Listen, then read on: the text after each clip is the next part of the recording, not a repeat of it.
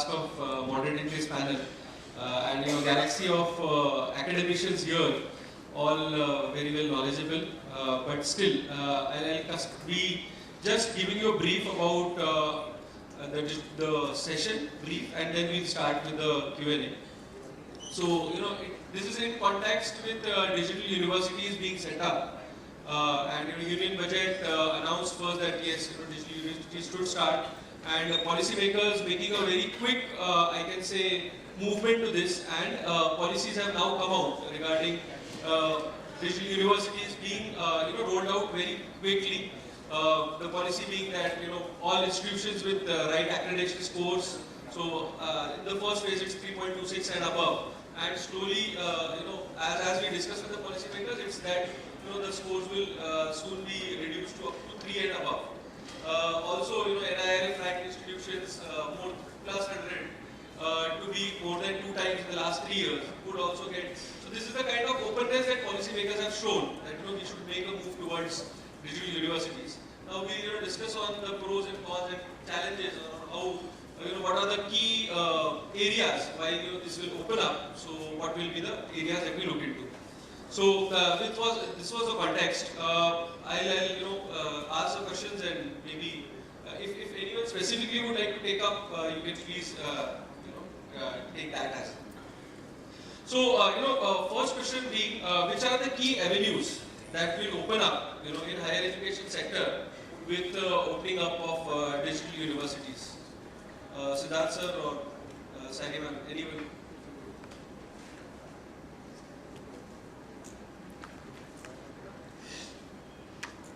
The concept of digital university, which has been announced by the government, is of course very interesting and fascinating, no doubt about it. Earlier we were talking about the distance education, and now we are moving towards, because of the performances, design and development of the courses, especially by EdTech companies and few leading organizations, especially industries from this country, has gave confidence to the government that we can also have the online education and could be converted into the digital platforms, especially called as digital university. In the first session, I think that point was very well taken, that GER ratio is a major concern for the whole country, and when we are talking about having the most populated, especially the youthful country, and how to really channelize their energy, their definitely the potential which is to be unleashed by the universities. Right? So the regular campuses, on campus, and of course now we can see that on digital platforms. This is what we are talking about.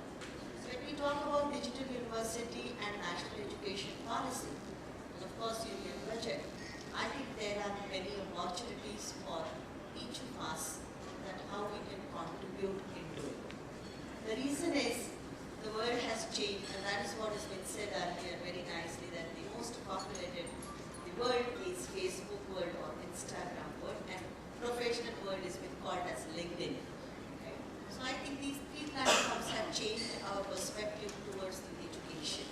How we can quickly educate, how we can give the correct message to the people, or the employability is the major concern when we talk about digital university concept.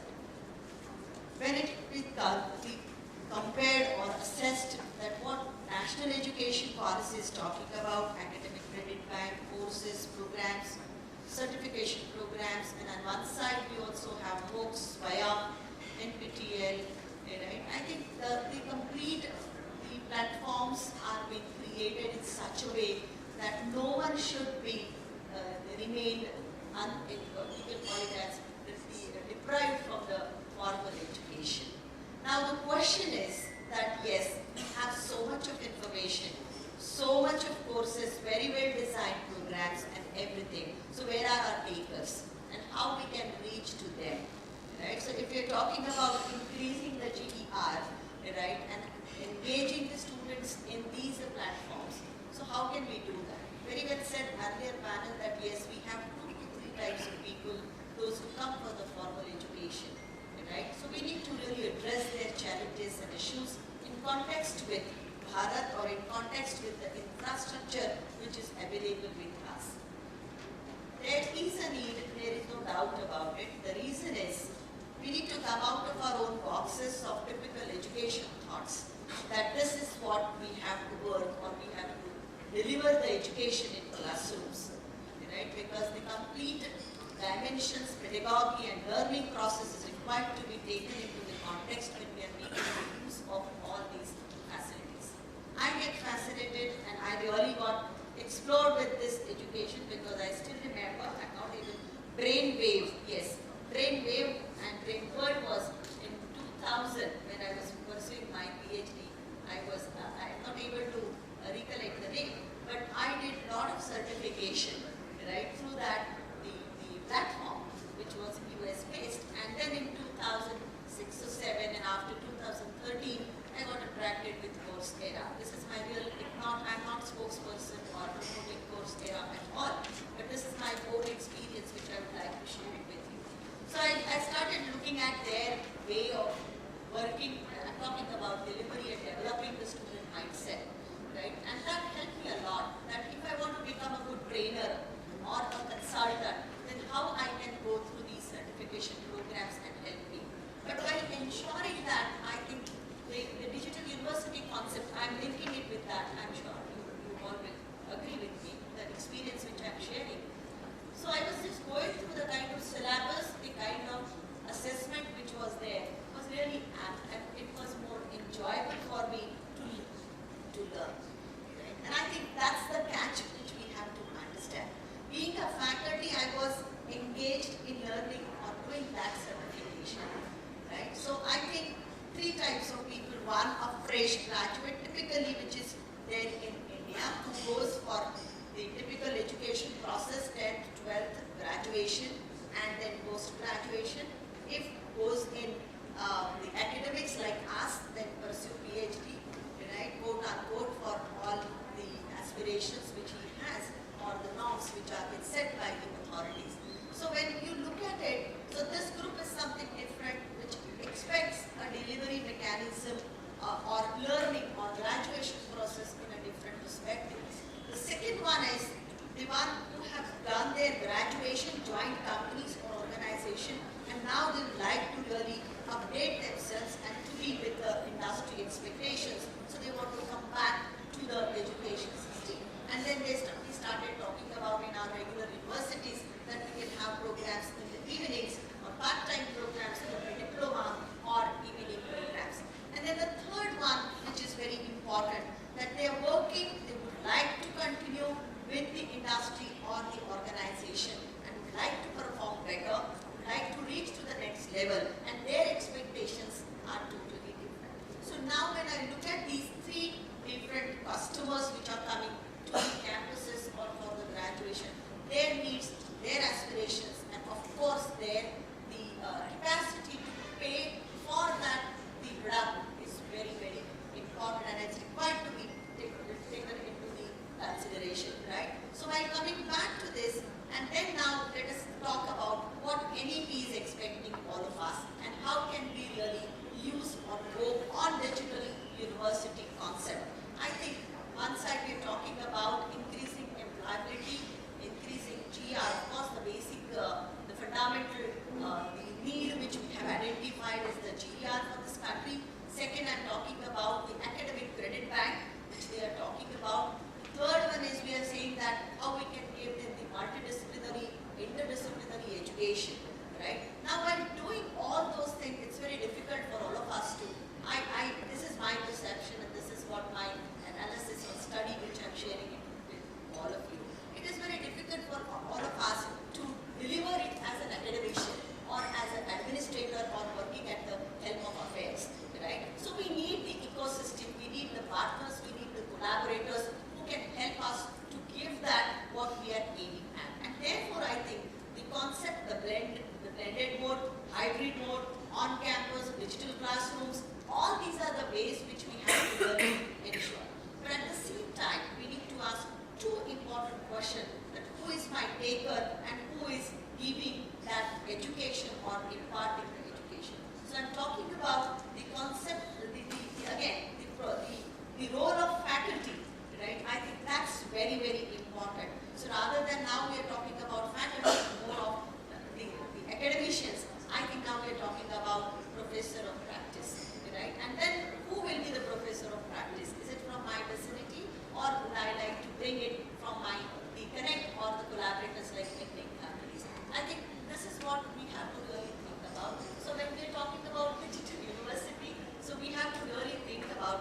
because a lot of information, a lot of experiments are there, but somewhere we need to identify the way which will create a guideline for all these kind of institutions who would like to be the part of this. So this is what I would like to share it with you.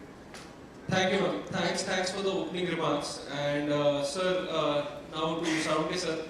Salunkhe sir, would like to understand, that digital campuses, digital universities are, going to be there.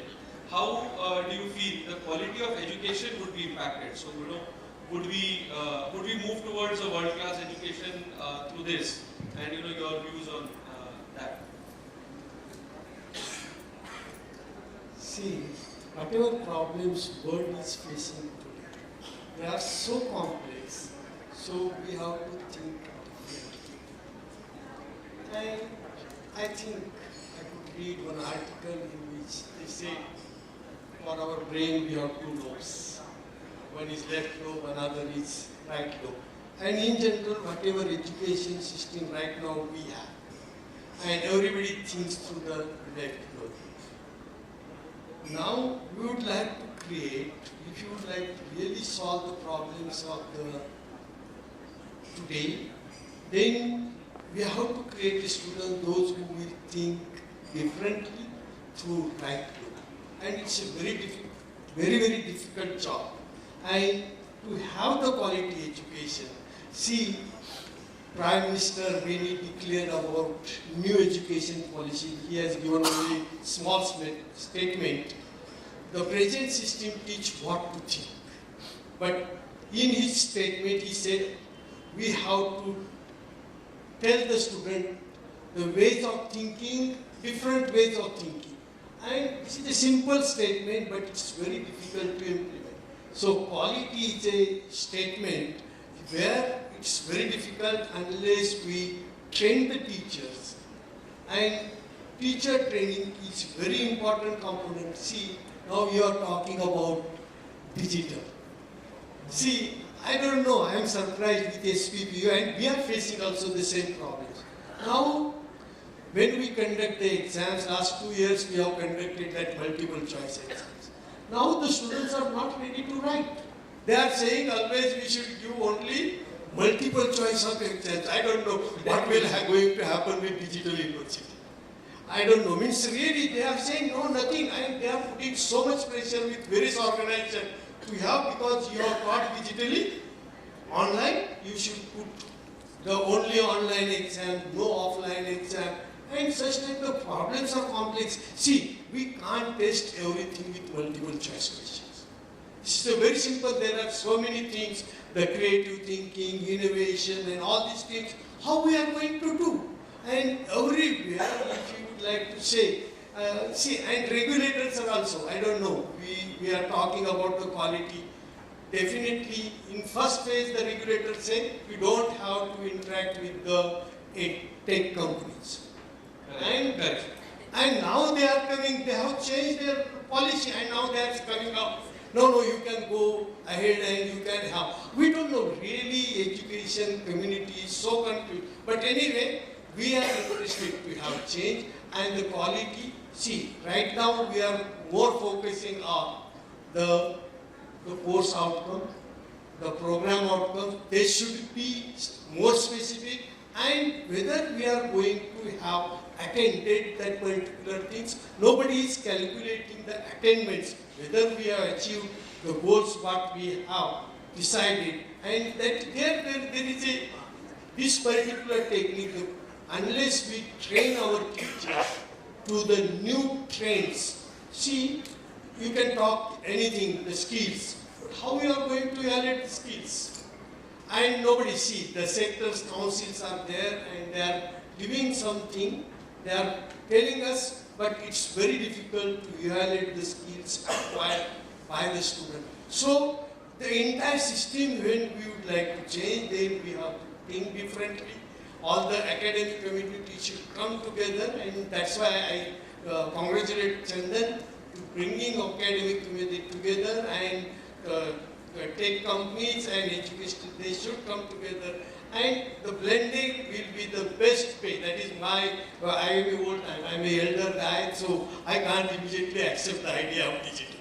So that's why I may say that it is a blended will be the best way to go forward, and to have the quality blended learning is highly essential. That is some views about digital university Yes. as well as quality education. Thank you.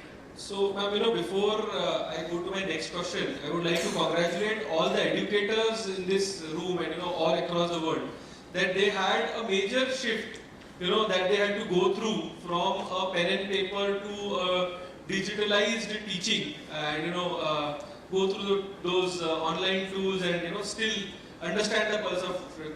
But now, with digital university, so that's the pretext for this question, and Adya, if you can answer and help us. So what is the, how will educators respond to moving from being an educator to a digital content creator?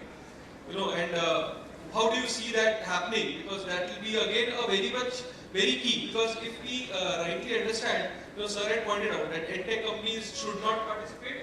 2 EdTech companies can participate, and if you read it between the lines, it is like to a certain extent EdTech companies, so that content can be taken, but remaining has to be built by the faculty in collaboration with an EdTech company. So there is like so much of areas that we can understand and interpret. Could you help us, with that? Thank you. Let me answer this question with a little background.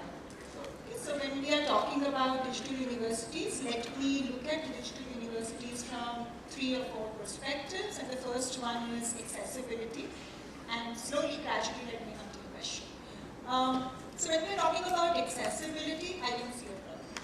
I don't see a problem because everyone has internet, and everyone has a smartphone today. I think what COVID pandemic did was made everyone depend on it. And though I may belong to the dinosaur age and may still like to read a book, herbivores dinosaur, still like to read a book, I can see my students, I'm surrounded by young people 24/7. Their phone knows more about them than their own family. So, accessibility will not be a problem, right? Affordability. People keep saying that online will be cheaper, it's cheaper than the brick and mortar. Maybe, yes. But we forget we need technology. And technology gets outdated so soon. We are talking about investment over there. And that brings me now to the third thing about the digital content creator, which comes under the topic of learning. Ultimately, why are we making these digital universities? For learning, right? So yes, we will reach out to more number of students, but when I'm talking about learning,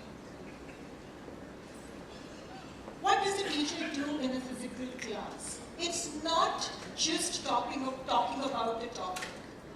We create an environment. There are discussions, there are debates.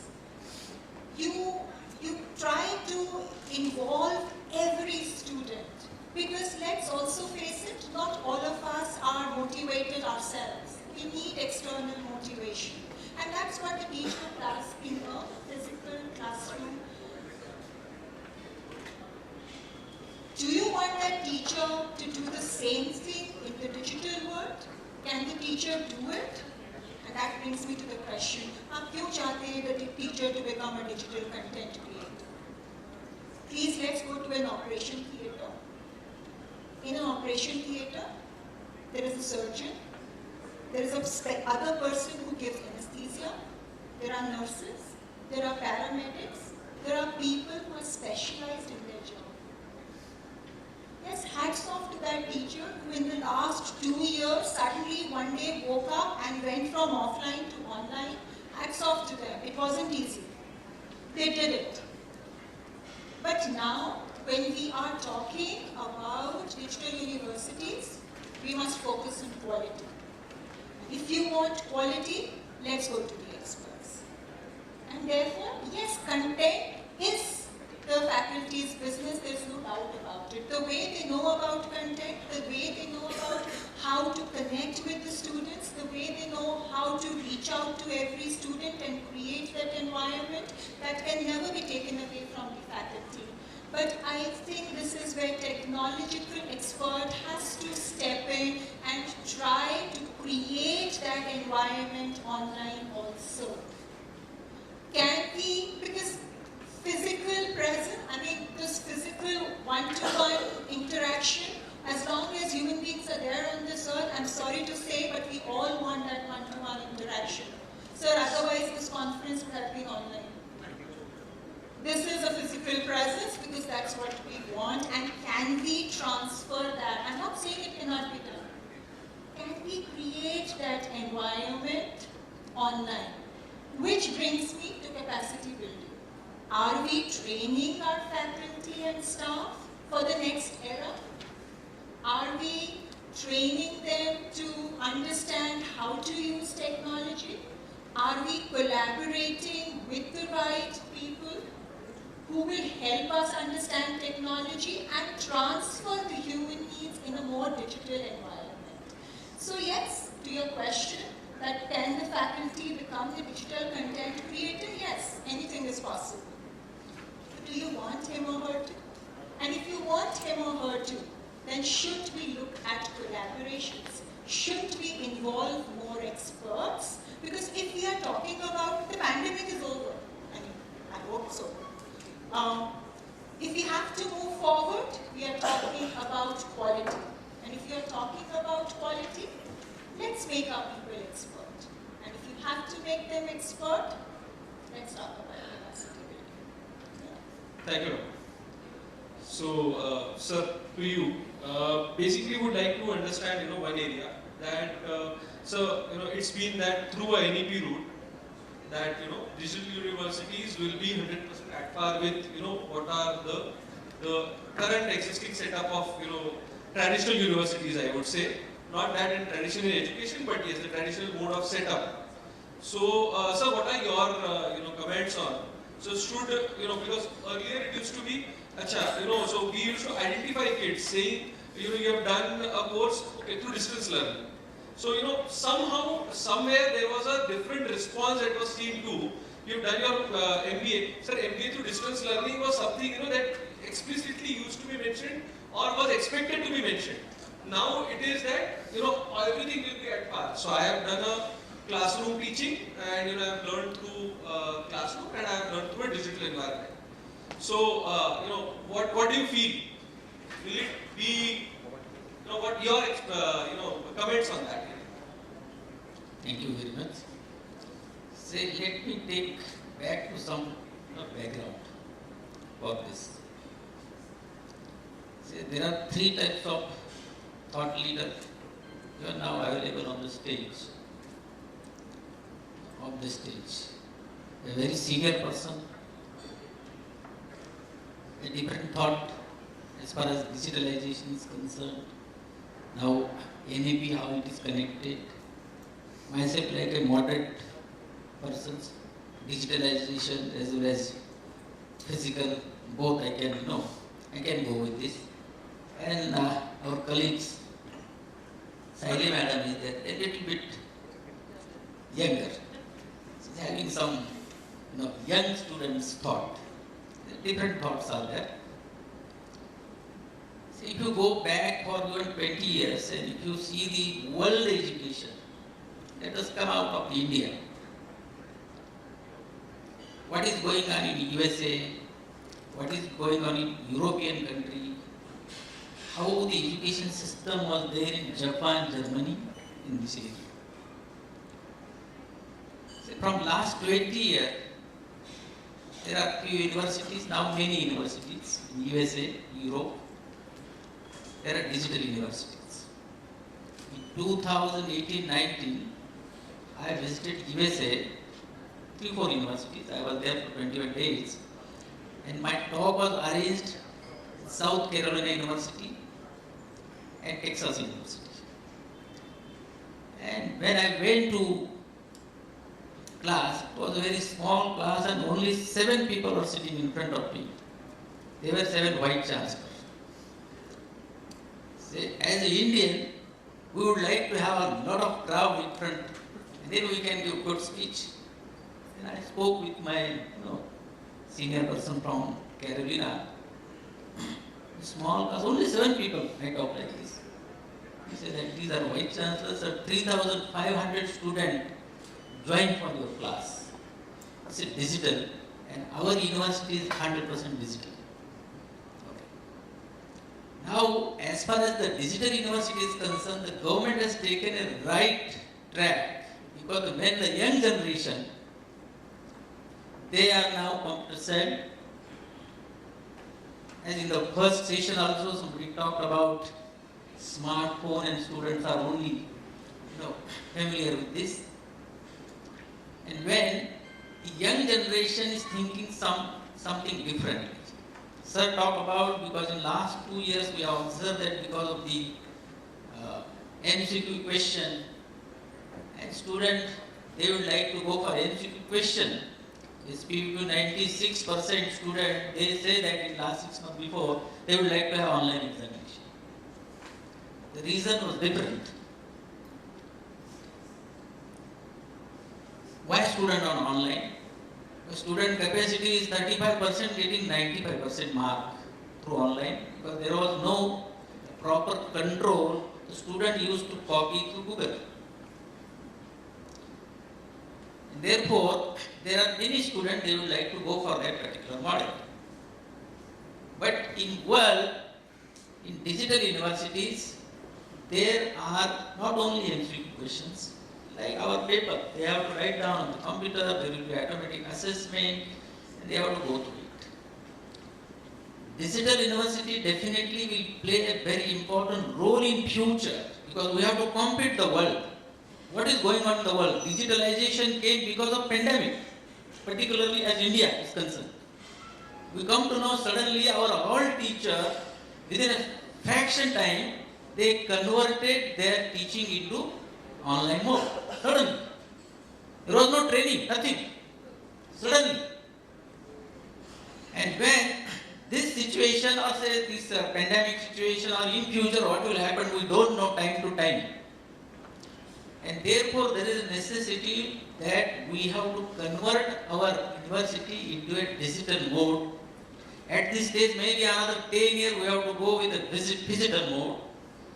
It is blended learning, digital as well as certain physical classes, because finally face-to-face gives some different types of learning. Yes, of course, difference is there, and we all are fond of that. Without the face-to-face learning, our student will not get knowledge. In last 2 years, we have seen that student has zero knowledge, I can say, because of this online examination and all. But now we have to go with the world, and therefore what are the things we have to do when we would like to go for a digital university? Say there are a lot of courses which is going to be offered through digital universities, through online modes. The student can work simultaneously, student according to his convenient timing can go through the digital classes, refer the videos, refer the classes. This is one thing.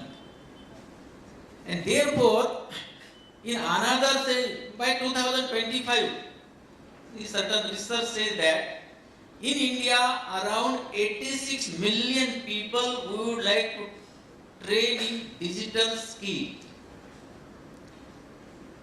We would like to teach, we would like to give training. Therefore, training is one of the very important part, and definitely the industry will play a very important role here. If you want to go for a digital, then there are certain areas like, say, cloud computing, cyber security, IoT, artificial intelligence, machine learning, say business analytics, data analysis, big data, blockchain. These are the areas where now the futures are there.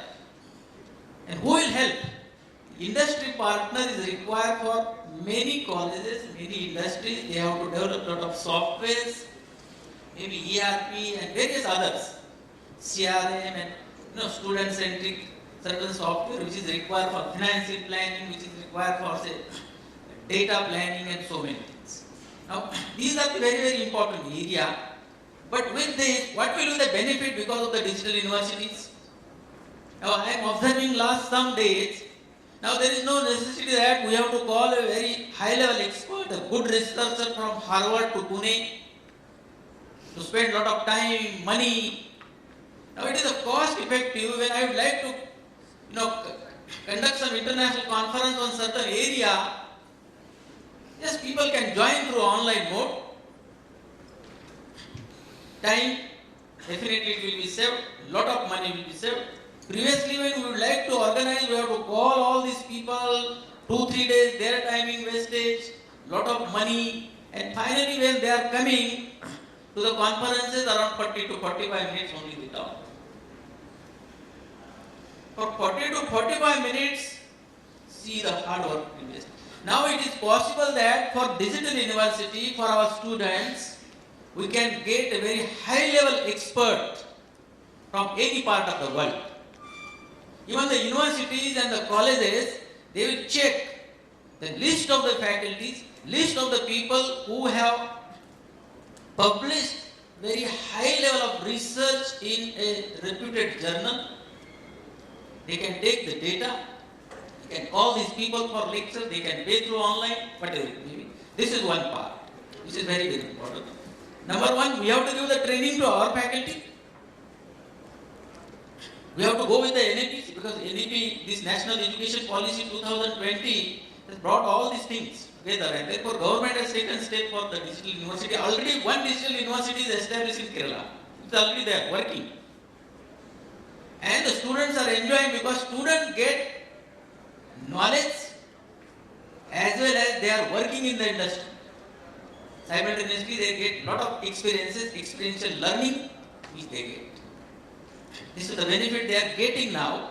But when the government has declared in the budget, the first ranked 100 universities or the institutions, they can go for the digital universities. In the first session, there was a talk about GR, gross enrollment ratio. Government is thinking about by 2030, it should cross 50%. Now, sir was talking about 27%. Now, we are thinking that we should cross 50% people through this. And therefore, this digital university, according to me, it will play a very important role. It will bring a quality in the education. Also, of course, certain blended part we have to keep. Correct. So, we have Sir speaking, Sidharth sir, would like to understand, everyone has spoken about learning, deliveries, and, skilling, better skilling for the educators as well to be able to compete, with the digital university market. Sir, we've missed one area which Sir briefly touched, that, there could be certain aspects where digitalization is good. And, there are certain areas. So, directly coming to the question, would like to understand, what is your view while we are going with digital universities? What is the view that you feel should be on examinations? So, should digital universities still have digital examinations, or should it be to ensure that quality quotient remains? Also, what is the take that the digital university should take while it comes to practical sessions? And there are certain practicals which are better off with touch and feel, and not on virtual platforms. So, what do you think? Thank you. One clarification, this is my original panel. The previous one was Mr. Chandananan requested me to be in that panel, therefore I said, since I'm there. Another one, if you may allow me to bit deviate. Yes, sir. Please. Really appreciate a round of applause to the little one in this room. I am seeing her for last more than 2.5 hours, I think, the little one and her mother. So please, round of applause for them. She is patiently hearing all this stuff with all sorts of.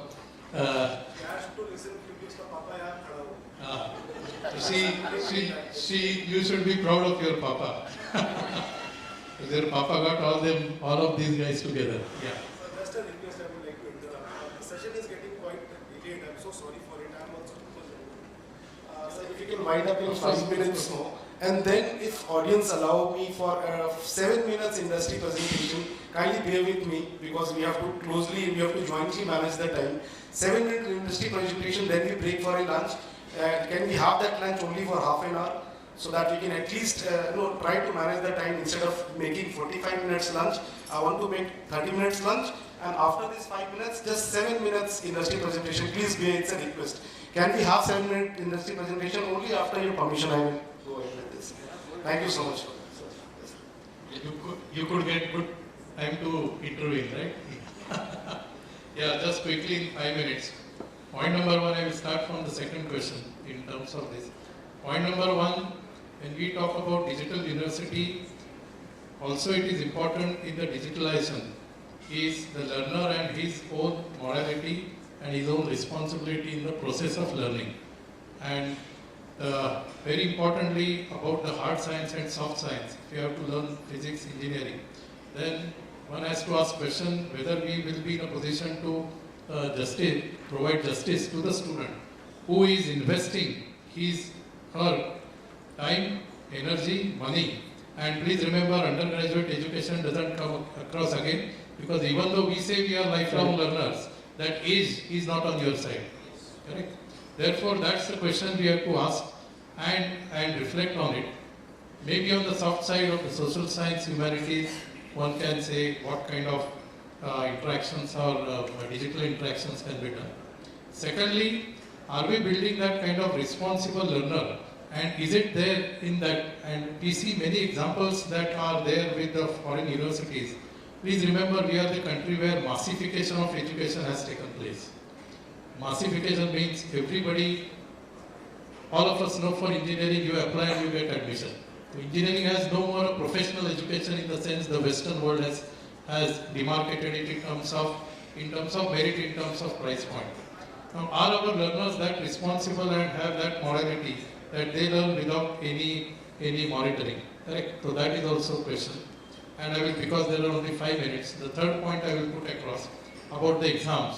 So all of us know how we are under pressure to go on online exam, as sir said. The moment we utter the word called as offline exam, all of us, let us be honest, students are not ready to come back to campus and write. Very much. The same as the senior member, Mr. Salunkhe sir said, online teaching hai to why do you want online? Now that speaks volumes, that conveys volumes. Now, in the online exam, why would somebody prefer online exam rather than offline exam? So how we create, and all with the respect to technology, all these proctor systems and all those, there are always smarter people than technology to get away from this. And therefore, we have to ask this question to maintain the quality.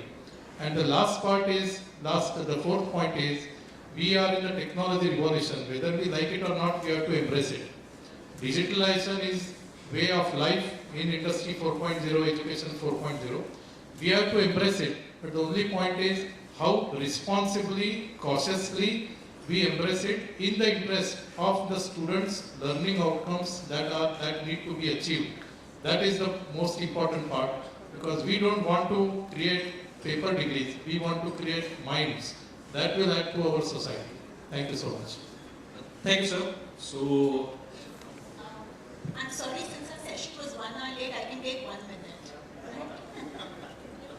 No, I just wanted to, I really support this point, what he's talking about, the safety and security, and maybe digital ethics should be taught to all the stakeholders. And last 30 seconds, when we are talking about online platforms or whether digital university, I think what we should look at is the options. It is providing us so many options, and that's what we should embrace, and not just look at degrees or certificates. So just to give you an example, this can be used for internationalization. I mean, we think internationalization is going for semester exchange, student going there and coming there. How many students of my country can do that? It involves so much of money. However, can you use this for internationalization? And yes, we have, through collaborative online international learning, where students, 2 cohorts of students of 2 different countries work together on a project. Thank God online education was there. Yes. So what I'm just saying is Yes. that we should look at options and not get stuck with just ये degree देनी है, वो degree देनी है. You know, for example, Coursera has been part of our program structure since 2014. And how? I mean, it's not everything that you can teach in a class. There are topics which sometimes are done better in some other module. Add to it. Correct. So Mix. look at options, look at the world. I think the canvas should be the world versus Kutumbakam, and that's where the solutions will come if we just widen our horizon. Sure. Just give me 20 seconds, okay. It's correct. Continuation with this. Say, national education policy allow 2 degrees at a time. And all universities are not going to be a digital. First Correct. few universities. Now the idea is, when 2 degrees will be given at a time, the student can opt in regular classes, in universities and digital university, they can go for some digital second degree simultaneously. And because of this, say, many students will get a different types of, say, additional multi-level knowledge to have a good job. This is one thing. And the second part, that the idea second is because of the digital university, GER ratio will go up. Many students, they will join even from rural area also not in position to spend money. Government is going to, by even 2025, 6 lakh villages, they are going to, make through Gram Panchayat and all Correct. 100% Correct. digitalized. Yes, sir. This will also help. Yes. So we actually wanted to talk a lot, but considering the time, we definitely like to close here for this session. Small verb where say Guru Brahma, Guru Vishnu, Guru Devo Maheshwara, Guru Sakshat Parabrahma, Tasmai Shri Guruve Namaha. This is what will still make India the world leader. And thank you all members for answering questions, and thank you all for being a patient listener. Over to you. Thank you so much, sir. So moving forward, I would like to request Dr. Somani to please come here and felicitate our panel speakers.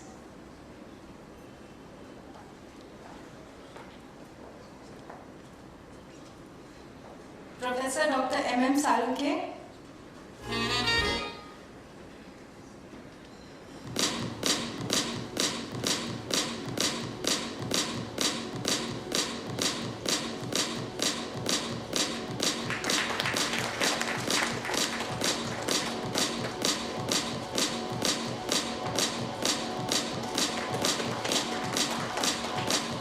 Dr. Sayalee Gankar.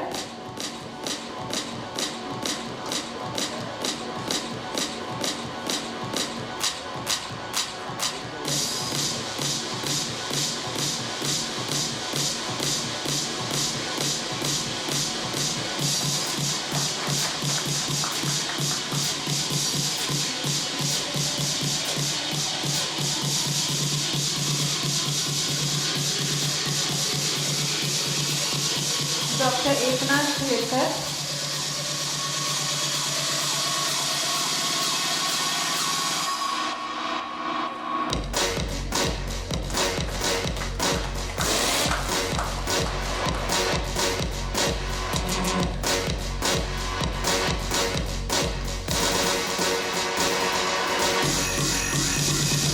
Dr. Adya Sharma.